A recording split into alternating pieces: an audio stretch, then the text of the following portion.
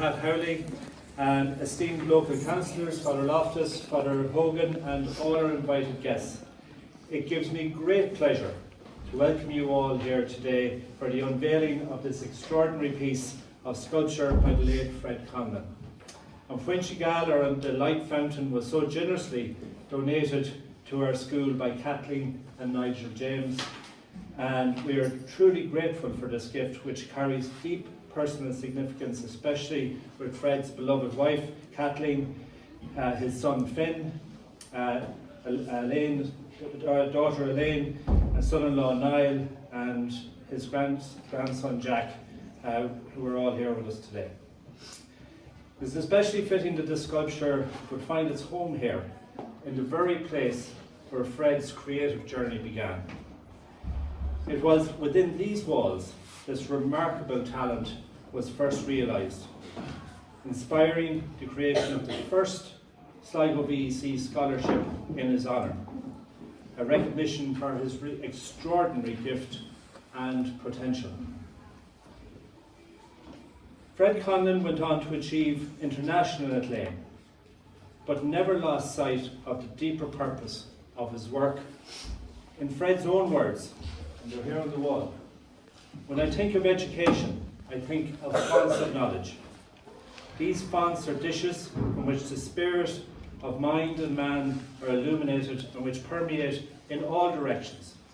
They guide us, show us the way, and give us great strength of character." This sculpture, which we will unveil shortly, beautifully captures that vision. Its flowing forms represent the movement of knowledge, how it illuminates the mind, spreads outwards, and empowers those who seek it.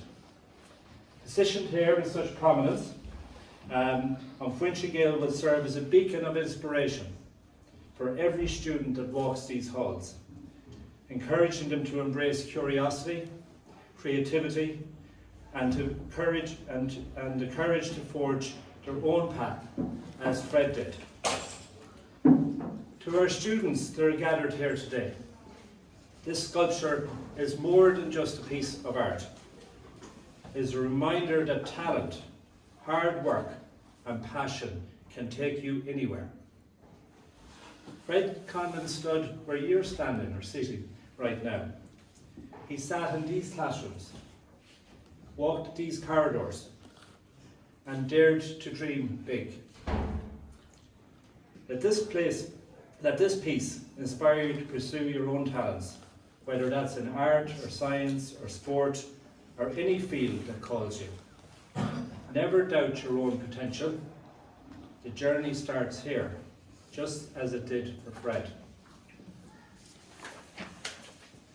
And now, it's my great honour to invite a guest who understands deeply the life-changing potential of educational support. Please join me in welcoming Minister Marion Harkin, who will share some words on the profound influence a scholarship can have on a young person's future.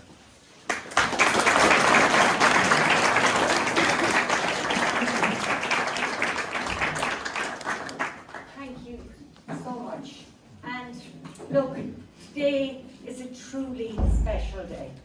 I suppose it's special for all of us in different ways, and for Closh Easkey itself, as it honours one of its own, Fred Conlon, who in 1957 arrived at Easkey Vocational School, and through the influence of his principal at the time, Joe McHugh, the CEO of Sligo VEC, Tom McEvely, and of course, the woman who first recognised and nurtured his blossoming talent, Eileen Mary Hart.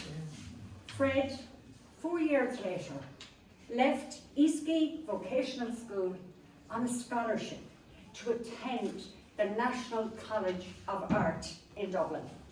That was truly astonishing to happen in 1961. Now I know some of the students at the back here might think there's nothing extraordinary about that, but actually back in 1961 that was an incredible thing to happen, and it happened in the school. So today is a special day for this place. But of course, it's also a special day for those of us who are lucky enough to be here, to share this experience with the Conlon family and with the students in Coláiste Easkey, to be part of this special piece of history, of the memory of this truly exceptional and gifted man.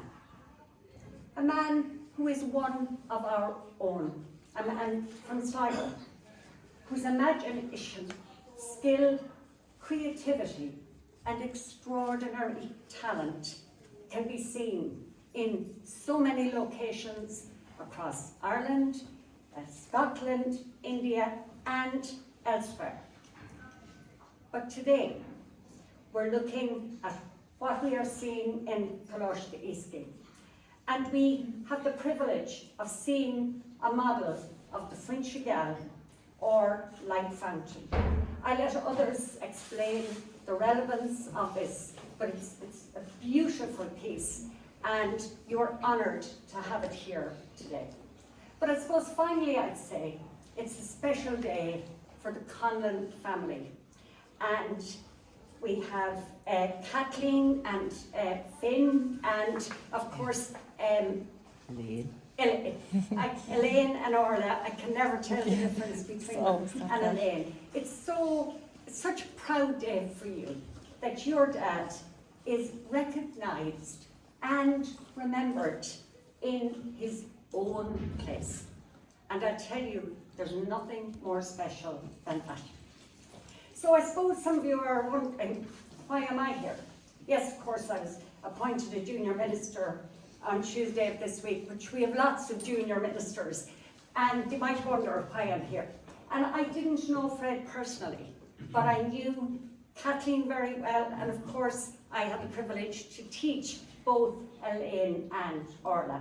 I'm not sure, did Fred come to any parent-teacher meetings? But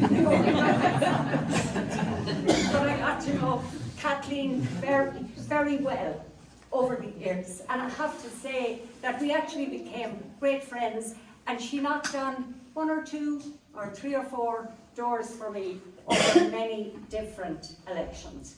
So when she asked me to come here today, she did emphasise that I should speak, and she said briefly, she said that, if I'd speak briefly about the importance, and this is for the students really, rather than the adults, even though every day is a new day for all of us, but about taking the opportunities that are presented to us.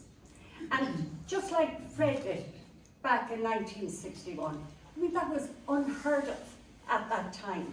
And yet, taking that opportunity, that scholarship, facilitated him in becoming the artist that he was always meant to be. So, some of the students will think, yeah, that was okay for him. He was talented. But I could never do something like that. And the truth is, actually, you could. You might never be a famous sculptor, but if you take your opportunity, it's about you, it's about the person you are, and it's about your talents, and it's about what you can become. Now, as a former teacher, I visited many schools when I was an MEP across the constituency, and I only ever gave one piece of advice, and that was, I would always say to students, whatever is in your heart, whatever is in your head, go with that. Go after your dreams. Life isn't a dress rehearsal. And as I said earlier, while every day is a new day and we can start anew, you have to hold on to your dreams and what's in your head and in your heart. And sometimes the dreams you have might seem impossible. I'm sure back in 1961, the dream of going to study art in Dublin was impossible. It was realised. And today we see the outcome of that. So that's the message I want to give to the students here today. to recognise that this is your life. There is one chance, and whatever you want to do, go after it. There may be challenges, there may be barriers, but don't let that stop you.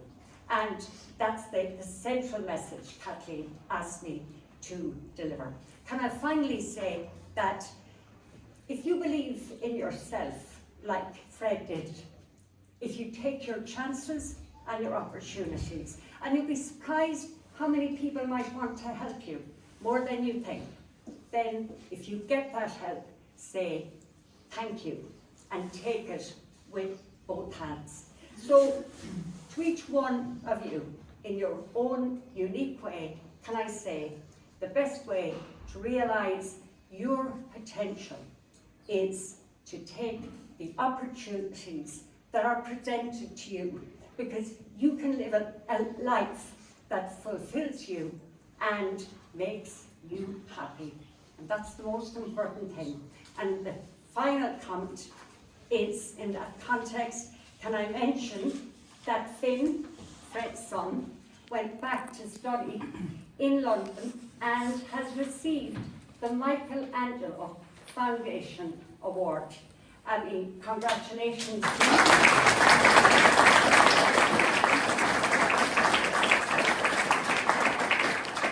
Can I just say, another Conlon man to follow his dreams. Well done, and thank you.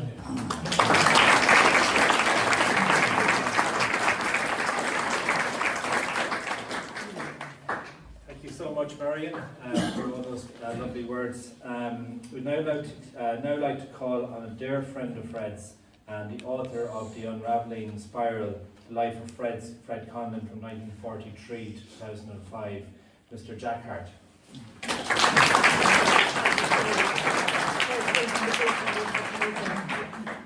It's almost 15 years now, I think, since we produced this. And the reason I wrote it and that we produced it was to underline many of the points that have been made by the previous two speakers. I know if Fred was around today, I believe that he is around in spirit. And of all the events that we have celebrating 20 years since his death and all his life and work before that, I think this is the event that we would enjoy most, because one of his phrases that he used to quote to me regularly was, "It takes the village to create the man." And Fred firmly believed that this is what created him, and that this is what creates people, their childhood experiences, their youth, and all of that. So it's a wonderful event today, and I want to congratulate Kathleen James and Nigel James for their extreme generosity in presenting this to the Easkey. But it is also an inspirational thing to do. Kathleen was very enthusiastic about having some tangible evidence of Fred's presence in Easkey and in Easkey village and in Killyduff, and therefore was so generous in providing this item. So they're to be congratulated on it.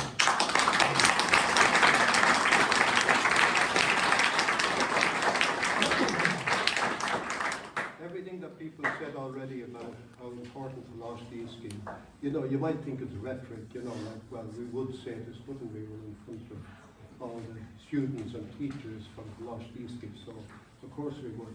It's not rhetoric, believe me. This school meant so much to Fred, and it was where everything started. I'll just give you an idea in a minute of how it started and the role that Lost Easkey had in it.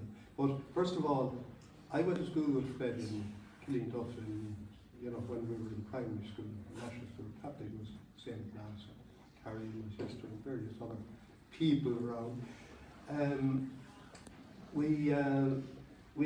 Our family moved out when I was about 8 or 9 years old, and so I didn't actually come here, I would have if I had still been around. But I used to come back every summer, and Fred would talk about all his experience. Fred was a great talker, and when he talked, you know, when he was enthusiastic about something, he kind of really got you enthusiastic and fired up about it too. So he was fired up about coming to this school in 1957, and the subjects he was teaching and how great it was, and you know, the kind of, how it afforded him an opportunity to explore his gifts, because his gifts were in his hands and his eyes and his brain, you know. And he was also madly enthusiastic about the teachers, especially Joe McHugh, who was both a teacher and he was the principal of the school at the time.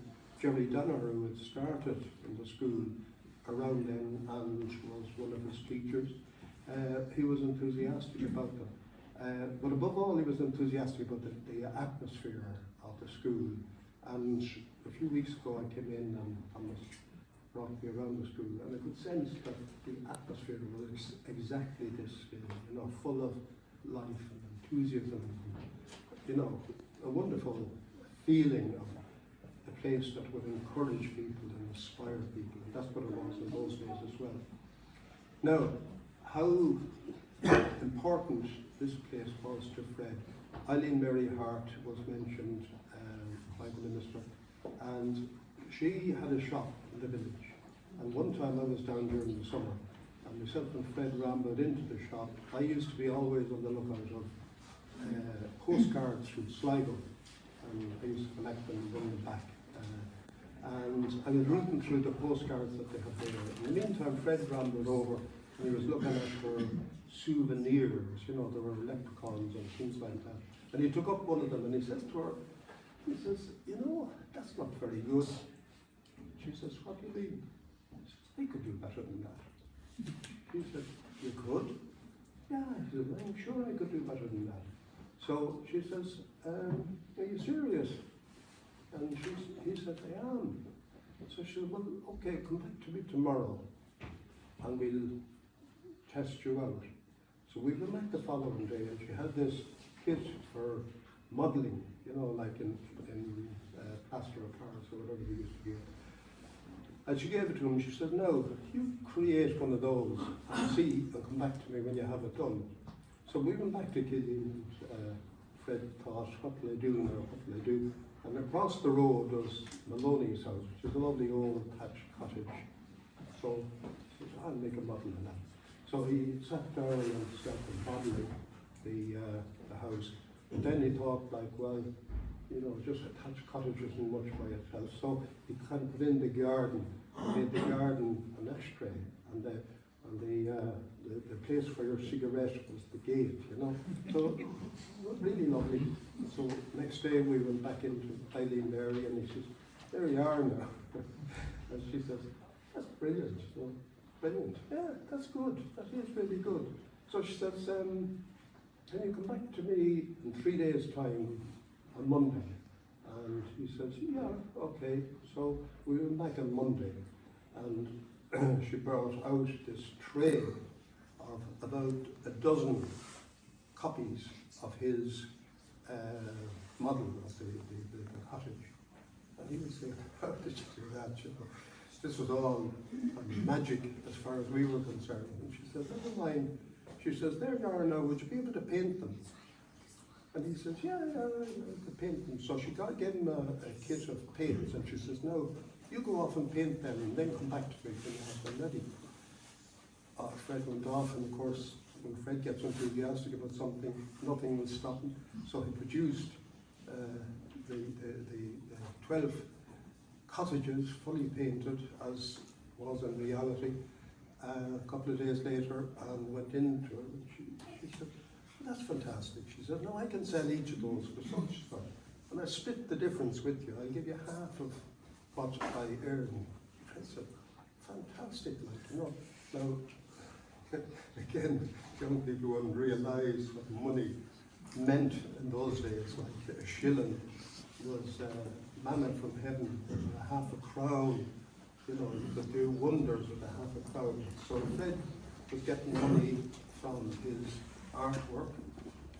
They started a whole cottage industry, as I called it, and did Blarney castles and high crosses and every kind of souvenir, and were doing really well. So this went on while Fred was in school here, right? Now, he, after about, 3-4 years, he was due to leave, and in those days, leaving school meant the boat to England, or America, or wherever, but certainly there was no prospect of being here.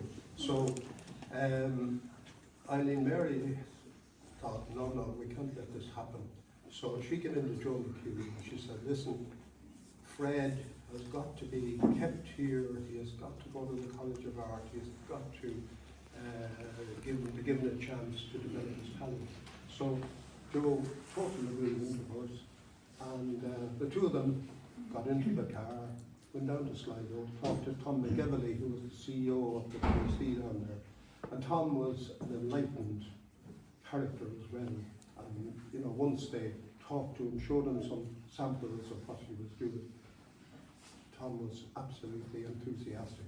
So they put together a proposal to go to the VEC to create a scholarship. Like, there was no question of scholarship in there already. This was creating one.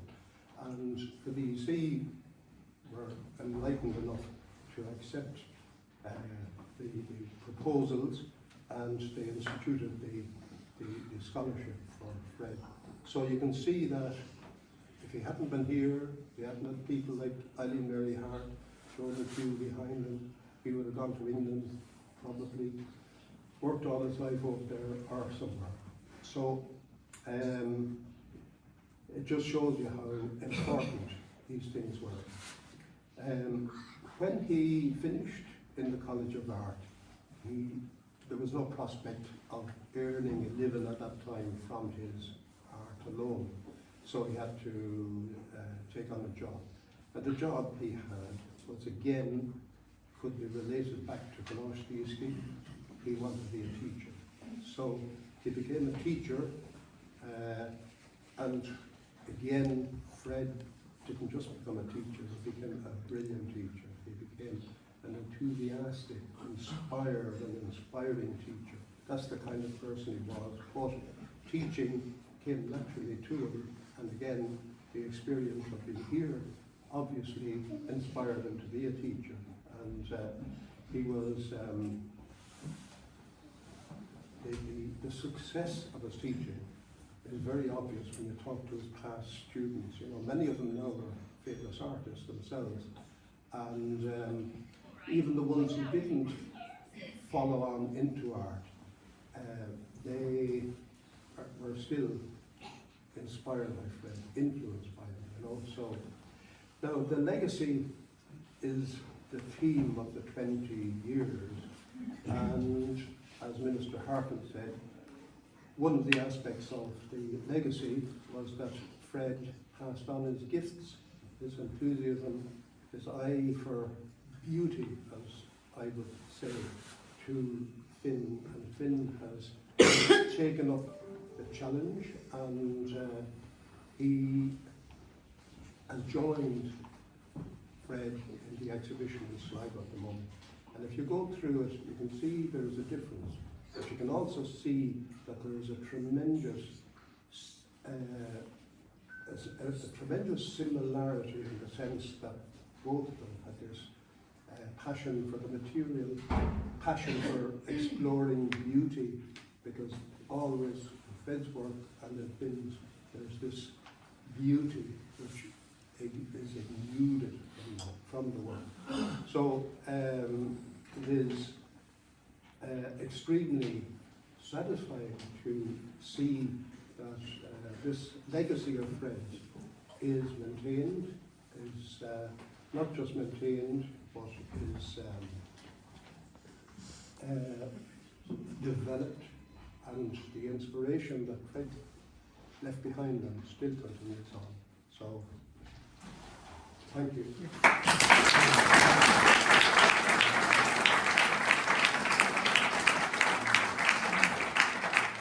Thanks so much, Jack. words about Conlon Easkey and staff and students and the unique atmosphere, which is still very much something we're extremely proud of here in the school, that has lived right through even from this time. So I would now like to call on another dear friend of Fred's and retired CEO of the INTO Credit Union in Dublin, Mr. Michael McHugh.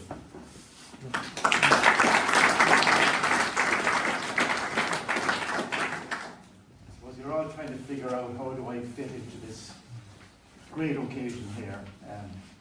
Pre-Veggie, Kathleen, family, minister, and some friends I haven't met in a long time around here.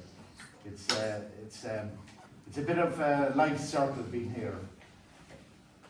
I came to the tech here, did my group here, and in those days, as was said, there was only one route out to the boat, right? And after doing the group, I was shipped off to Muirlex, 5 years in penitentiary. Going down that road, I ended up in primary school teaching in Dublin. I spent 13 years there teaching, and I got involved in the concept of a credit union, right, which was alien at that time. I suppose teachers at that time, they could only borrow at rates of 18 and 20%, right? I got involved in that, and I took a career break, and that's where I spent most of my, I suppose, the second part of my life. So even in terms of you students down there, when you think you can switch careers, you can switch, if you don't like the job, go back and have a think if that job doesn't suit you. Because I think it's fair to say that in today's world, when you come up and you're applying for course A and course B, they all look nice, right? But when you get into them, maybe the reality is slightly different. So you might have to take a step back, and you'll find that job that you really will make you tick. And maybe that's where I ended up, and had a number of great years running that credit union. I retired there 5 years ago. We started with 50p in the pot, 50p, that was it. Little did I know that when I retired, I left with a balance sheet of over 250 million on the balance sheet, right? And that brought me on my journey out to West Africa, believe it or not, 25 years ago, where I started with a group of teachers, Gambia Teachers Union out there, right? I was out there 2 weeks ago, right? I go out there a couple of times a year. But that particular credit union has morphed into something that you could never even, it's a bit like Fred, I suppose, in a way. You never even thought this would be your life's journey, right? They have, I suppose, they have about 8 regional offices. A small country called the Gambia, West Africa. You can pick it up and have a look at it, right? 40,000 members. They distribute payroll from the ministry, all that kind of stuff. It's a cash society. It's a whole new world, but that's where life is taking you. Now to go back to, in terms of maybe the office, it's the INTO Credit Union. They're based in Parnell Square. As the credit union grew, there was a need to get a new office, and we bought a rundown building there, a Georgian building in Parnell Square, and spent a fair bit of money on it. We restored it to its original, I suppose, glory, for want of a better term. We got fabulous recognition from Dublin City Council and all that end of it, right? But there was one piece of the puzzle, and maybe there was a huge back garden in it, and I was looking at it, and I said, look, there's something missing. I was thinking about it, and I was, okay, right, who comes to mind? Enter Fred, stage left, right? Now, I suppose, even in terms of going back to, I suppose, where it all started with Fred, obviously my father was heavily involved with Fred, and during the summertime he would come into the school here, and he would tidy up, and he would bring a lot of the technical drawings home, and we'd be around the house, and we used to kill ourselves to get Fred's particular drawings because they were just so perfect, right? Roll it on then, obviously Fred, when he went to the College of Art and Design, he always called to the house and gave my father the lowdown on what was going on there, right? Okay. So I suppose as life moved on, our journeys went to different ways, and now I'm back to where Enter Fred stage left. He arrived, and I suppose what you will see here is the concept behind, I suppose, Funchigal, right? It's, I suppose, maybe, I suppose as time goes on there, right? Jack Hart, I suppose, has really been, I suppose, one of the guys who has really brought Fred's legacy to life, in terms of the books, and I think maybe a few of the copies around the audience here would really kind of get you into how Fred has lived his life and how it's been recorded. It's been an absolute brilliant record, right? The concept of the sculpture, I suppose it is based on around the time of the millennium. For those who were around the time the millennium was coming up, we're going to move into the third millennium. There are all sorts of scares going around. Computers are going to go down, everything, right? It was a kind of huge event, right, for those who lived through it. We were trying to maybe, Fred captured that eloquently in terms of, I see the picture here, you can see the fonts in it and all that into it, right? The fonts, I suppose, maybe, I suppose, he obviously had read widely, right, in the whole, I suppose, art sphere, as it were, right? And there were a number of very famous people who influenced him in terms of his thinking, right? Now, I'm just going to read here maybe a little bit. It might be a little bit heavy, but this is a quote from him. The mathematics behind this sculpture are based on one of the most influential architects of the 20th century, Le Corbusier. For those who have better French than mine, I leave that to you guys there, right? He devised a system of scaling which is based on the measure of man. In devising this system, he changed, in many respects, spatial relationships. I admire and acknowledge the theories of Le Corbusier. These were the thoughts which formulated my concept for the idea of the sculpture Frontigat, right? Like Le Corbusier, I wish to acknowledge the skill of man and humanity as a springboard for the future and comparable symbols of education. When I think of education, I think of the fonts of knowledge, right? These fonts are the dishes from which the spirit and mind of man are illuminated and which permeate in all directions.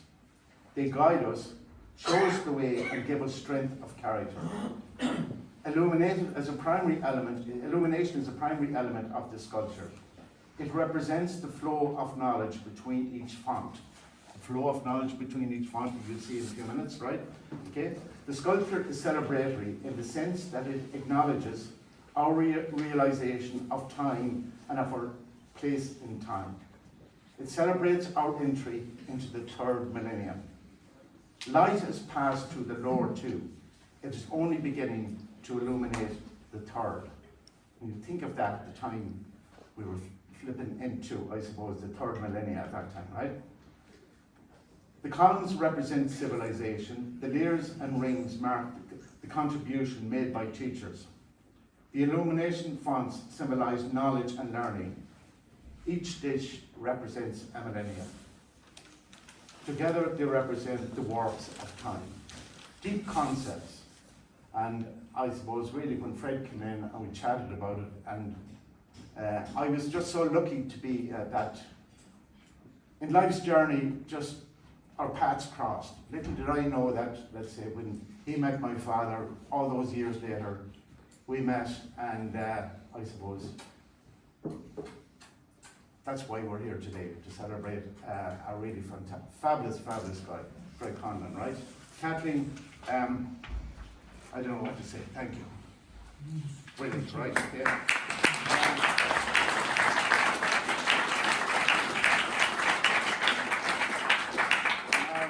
To Thomas and to all the staff here and the VECs who supported this, and it's fitting that the tech, as I call it, this, it'll always be the tech to me, right? Okay, right? The tech was the place where I hung out for 2 years, had fabulous times here, and most of the guys in my class, either they went to Dublin or the boat to the UK was where it was for them, right? Now it is fitting that the tech has risen to the occasion and celebrated the work of one of its most famous past pupils. I'm extremely proud of our Families Association with Fred's education.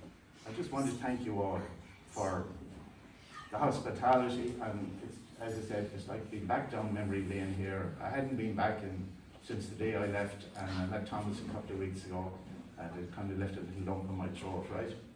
And just go back to Finn there, right? Congratulations on your award, right? And you wouldn't believe what I put a comment here before it came out, and someone said Fred's spirit is around the place, and I get the feeling that it is, because this is a Michelangelo comment, right? You believe it, right? When I heard you at that award, and if you think of it, and it goes like this: I saw the angel in the marble and carved until I set him free. Just think about it. I saw the angel in the marble and carved until I set him free. I think that just captures a lot of who Fred was, and yeah, and even we're talking at home, Gabriel, if you want to just bring up something there. When Fred went to the College of Art, as I said, he would always call us the house and have a smoke and all that into it, right? And we're talking about this today, right? And I'd forgotten about this at home, right? And I remember Fred coming to the house with this, right? Remember, he went to the College of Art in, was it autumn 1961, right? It was, right? Must have been his first year. Would I be right there? Maybe, right? Okay. And I remember him knocking on the door, and this is what he brought into our house. Remember what I said? Like, I saw the angel in the marble, obviously in the wood, and carved until I set him free, right? This is the mother and child, right? And obviously the date on the back of it is here, right? Fred Conlon, 31st of January, 1962, right? This is a treasure in our house, right? And sometimes, I said, the circle of life brings you back. You're more than welcome if any of the students want to come up and have a look at this. It'll be here if you want to take a picture with it. But for you, the students, for everybody and great people I see here, right? Life is your journey, as Minister Harkin said there, right? Be inspired in terms of what has happened here today. Don't be afraid to take on the challenges of life. And I said, if you hit a wall, no, there's a door in that wall, and that'll bring you on to whatever life will take you, right? Shannon Scale, Mila Weekes, thank you very much.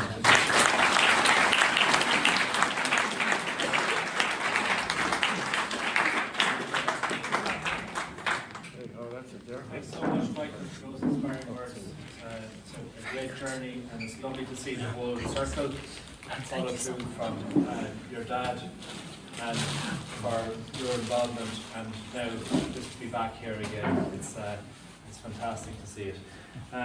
Just our final speaker, I just would like to call on the Director of Organisation Support and Development at Bio Sligo Leitrim ETB, Mr. Pat Howley.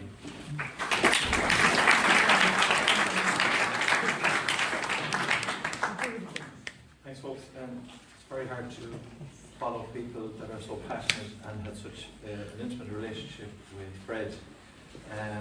Obviously, I didn't know Fred, but I really enjoyed reading about Fred recently. And look, I'm passionate about education, and just something that Mike mentioned there about Michelangelo. I remember years ago someone made an analogy to me about schools, and they said, "Did you ever hear of the Corbusier brothers?" And I said, "No." They said, "Well, they were the two lads that put the floor into the Sistine Chapel, and if they didn't, Michelangelo might have found it very hard to get up and see it." So I think schools have a huge part to play. I'm passionate about it. And on behalf of Mayo Sligo Leitrim Education Training Board and my colleagues on the executive management team, look, we're delighted with this development, because we feel it's our duty and our raison d'etre in what we do to be able to provide opportunities for the young people in our region and here in Easkey and the surrounding communities to do the best they can and to be the best they can and to have the best opportunities. This is a wonderful little school. It's a school of choice, and it's growing under the strength